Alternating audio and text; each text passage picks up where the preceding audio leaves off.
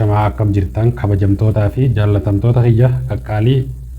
guutuu addunyaa rabbii uume tana hunda irratti argamtan marti keessanuu anaa dhufuu baga irra deebiidhaan gara YouTube chaanala kiyyaa dhuftan isiniin jecha akkasuma oduu ammaan tana fuula miidiyaa sooshaal miidiyaa hawaasaa gubbaa deemu jirtu waan tokko walitti qaqqabadhee isin biraan gahuuf deema. Oduun akkanaa oduun ammaan tana oduun oowwituun miidiyaa irra deemaa jirtu waa'ee addu'aa haadha warra artistii keenya jaalatamaa fi kabajamaa haadha warra Andu'aalam Gosaatii wajji wal qabatee maal jechaa jira hawaasni kan jedhu hawaasni yaada adda addaa yaaduma garaagaraa kennachuu irratti argama yookaan isiin tuni hinaaffaan fajjeeftee yookaan ammoo isiin tuni namaatu fooqiirraa gad darbee isiin tuni haadha manaa qabdii jaarsa qabdii akkamitti halkan za'aatii sanitti fooqiirraa gad darbuu dandeessi kan jedhu mootummaan qaamni nageenyaa poolisii magaalaa Finfinnee qoratee bu'aa qorannoo isaatiin koree qorannoo gaggeessitu ijaaree qorachaa jiraachuun dhagahamee jira. Ammoo hawaasni yaada adda addaa kennachuurraa osoo if qusatee jenna akka yaada kiyyaatti maaliif akka yaada kennachuurraa if qusachuu qaban ja'a tokko isiin tun dhugaan isii akkam baane godhaa jira jechuun namni keessa qotee namaatu gad darbee kaja'uu jira kan ishii tana ifiif darbite kaja'uu jira amma immoo yaada garaagaraa kennuun kun sirrii miti hanga qorannoon nageenya karaa nagayaatiin qoratamee namni shakkamee qabamee ni jira. Obboleettiin Andu'aalam Gosaatii fi Andu'aalam illee qabamanii qoratamaa akka jiran dhageenyee turre waan kana namni dhugaan ni baati dhugaan gaafa rabbiin baasee ni baati. Tokko namni akka yaaduma keessaniititti mee namni fooqiirraa akkamitti if darbata arra ijoolleen xixiqqoon yoo ibidda akkatti itti qabde ni baqatti ootee baqatti yoo akkatti haasuma shaayii kubbaayyaa shaayii kan akkatti itti qabde ni baqatti jechuudha ijoolleen ammaan tana tartakka gubdeen yoo garte irraa utaalte. Kanuma wajji wal qabatee isiin tun nama qaroodha nama waa beekuu nama artistii jabduu nama tumeesiitiif ho'i. Ishiin tuni akkamitti fooqiirraa if darbitii kan jedhu gaafii namoota baay'eeti. Kanuma wajji wal qabatee dhugaa ishii rabbi haa baasu jenna abbaan ishiidha ishiin tun dhugaan isii akka haa caaluu sanitti kanarraa hin banne dhugaa ishiidha naaf baasaa jala naaf bu'aa naaf baasaa je'ee awwaalcha isii irratti dubbatee jira akkasuma isiin awwaalamtee dabarfamtee jirti 4 kiilootti akka awwaalamtee mataskaana sadarkaa mataskaana guddaa magaalaa Finfinnee keessa jiru keessatti 4 kiilootti akka awwaalamtee miidiyaan irratti viidiyoon adda addaa poostiin godhamee ture ni mul'isa. Kanuma wajjin wal qabatee waa'ee daawwannaa Dr. Abiyyi Ahmad karaa Harargee bahaa dhufanii daawwatan kanaan wajjin wal qabatee Dr. Abiyyi Prime Minister Itoophiyaadha yeroo lammaffaadhaaf eegaangoo qabatee kan Harargee daawwatee ta'a. Yeroo jalqabaatiif dhufee Harar daawwatee galee ammammootu asiin keessa naanna'ee kara gandoota baadiyyaallee maqee baddaa fi gammoojjii hunda bakka hunda gahee Harargee dirreedhaa osoo nafiin Harargee gaara mul'ataa Gurawaa fi Majjullee dhaqee daawwatee baddaa magaalaa baddaa Gurawaa akkuma dhaqee daawwatetti sululaa fi waan adda addaa hawaasni ijaaree haroo fi waan adda addaa hawaasni achitti hojjechaa jiru laalee achirratti yaada kennatee viidiyoon yeroo abbichuu jedhanii uummanni harka dhawaa asitti miidiyaa irratti mul'ataa ture akkasumas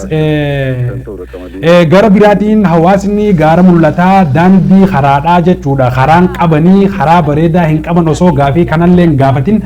mirqaana baay'ee keessa galanii achumaan bira darbee jechuudha obboleeyyan kiyya akkasumatti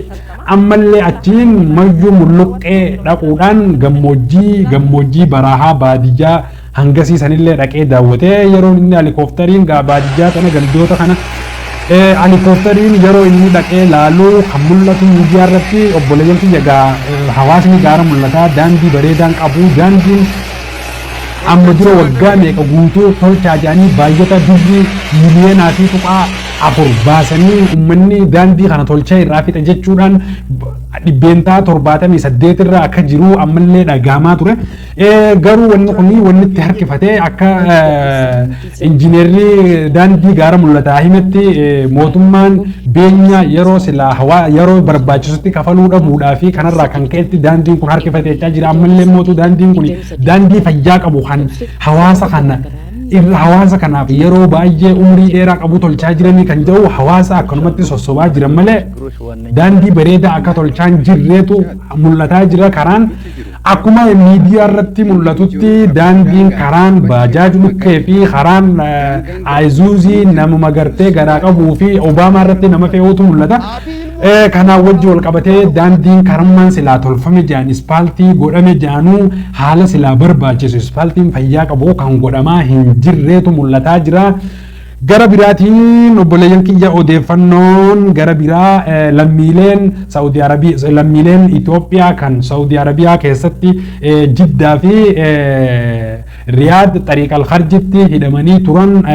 waa xiqqoon galchuu eegalanii jiranii akkasumas warri ijoollee tana rabbi haa galchuu nagayaan biyyatti haa galchuu hidhaa haa baasu jettanii du'aayii rabbi kadhachaa fi turtanilleen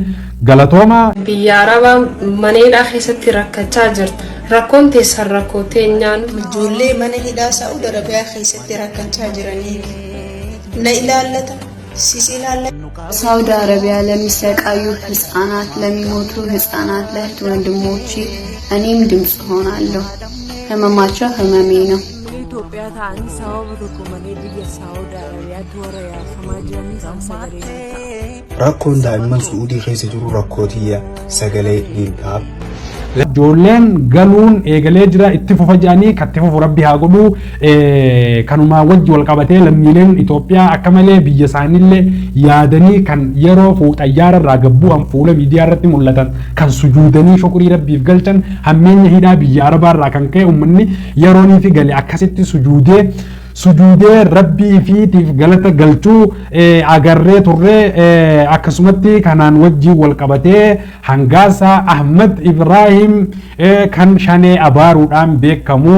gara fuula miidiyaa irratti viidiyoo facaasaa jiran takka wajji wal qabatee gurbaan yeroo takka toobatee yeroo takka asumatti sheeyxaana ta'ee yeroo takka asitti imaamaa Arabaa uffateetuma nama abaaruudhaaf kanaan beekaman sunillee narraan tana namni shanee ajjeese sawaaba qaba maal jee kan dubbatee ture. Namni keessattuu shanee baatii ramadaana tana akka gaarii gakkaa'e ni milkaa'a. Sheeyxaana mataa gadhee tana sheekatti gaafanneeti ustaazotatti gaafanneeti ulamaa'itti gaafanneeti yoo waan ummataan tolle tokko waan ummataa gaarii hin qabne tokko jetteetti amante akka gaarii gakkeesse sawaaba moo hamtuudha jenneetti gaafanne akka gaarii gakkaa'e akka gaariitti yoo gakkeesse soobanni keenumaa hajrii dalagachuu jirta sawaaba dalagachuu jirta malee hammeenyan qabu. Numan kijibin numan wajjin wal qabatee odeeffannoon arraaf isiniif qabannee dhufne kan kana fakkaatu ta'a kan isin faana ture Sabahaddiin Oromaanii waan dhageeffattaniif turtii gaarii isiniin jenna. Hanga qophii biraatii walitti dachaanutti YouTube keenya like share subscribe godhuu hin dagatina turtii gaarii.